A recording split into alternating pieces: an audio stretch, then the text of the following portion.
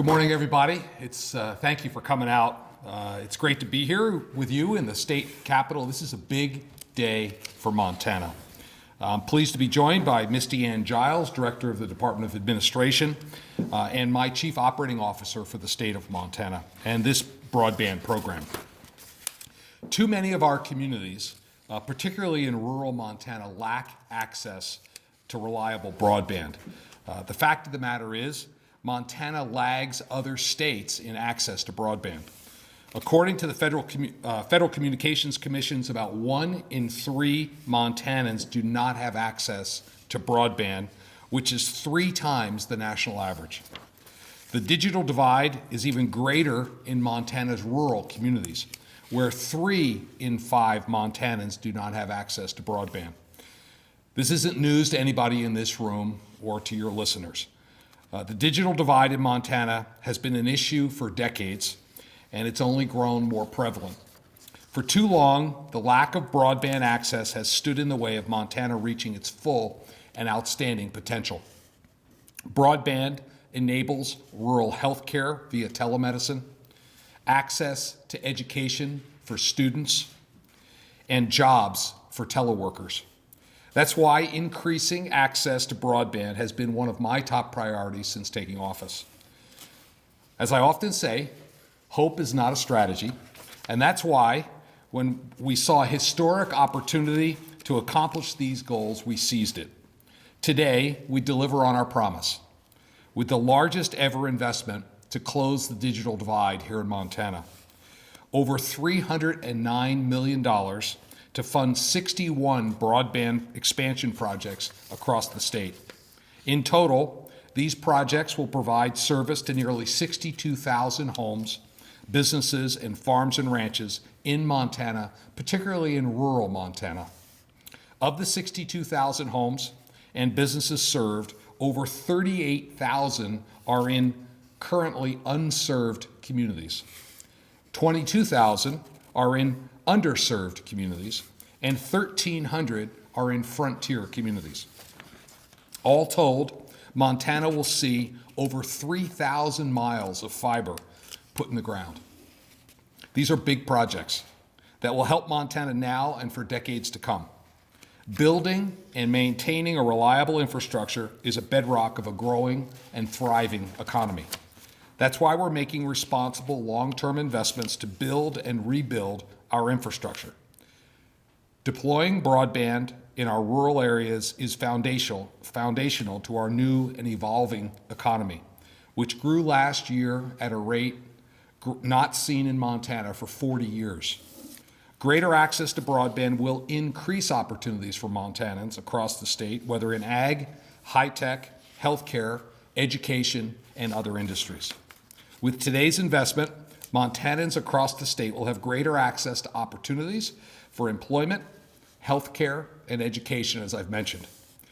And businesses in every corner of our state will be able to grow, prosper, and create more good-paying Montana jobs.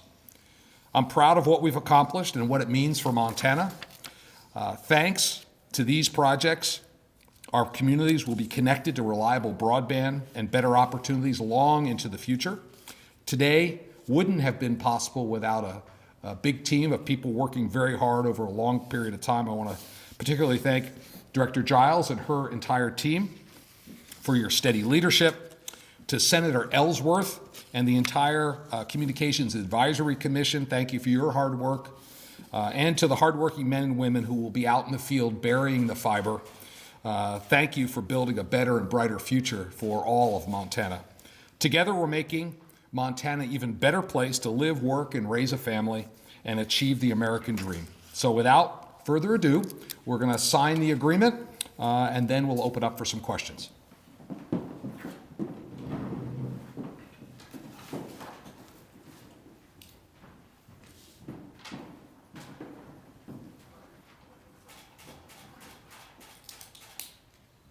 There you go. It's a big day for Montana. Okay, with that, we'll have to take a few questions. Who wants to go first? Hi, I'm Greg Gianforte.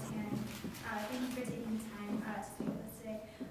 Will communities have to apply for these funds about to take place. Okay, for some of the details, we ran a very public process. People applied for the grants.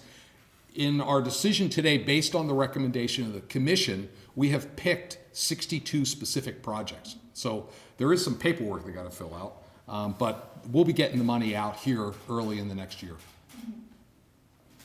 Greg Gianforte, Montanans. I want to ask of you, so at least based on the recommendations that came out of the commission last week, which it sounds like is what you're going with now, it looks like a big chunk of this money is going actually to projects kind of on the fringes of major cities. By my count, about 2/3 of the money is going to the state's 8 most populous counties.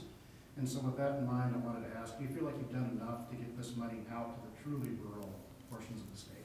Yeah, in the criteria that were laid out at the beginning of the process really focuses on underserved and unserved communities. We still have more work to do. We're pleased that the IIJA money follows this money. And there's some lesson learned for us through this process.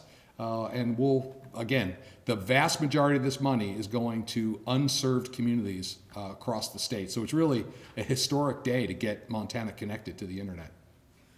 John Riley, Montana Television Network. Governor, has there been any mention, sorry, this is I'm stepping into this for Jonathan, who's on vacation.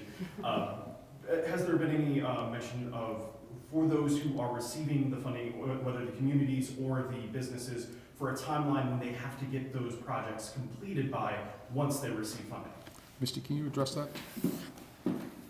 The deadline for ARPA to be expended is December 31st, 2026. So as soon as we deploy those funds, that's a federal timeline, not a state timeline. So we'll work with everyone on that. So. Great. So just to wrap up, this is a historic day for Montana.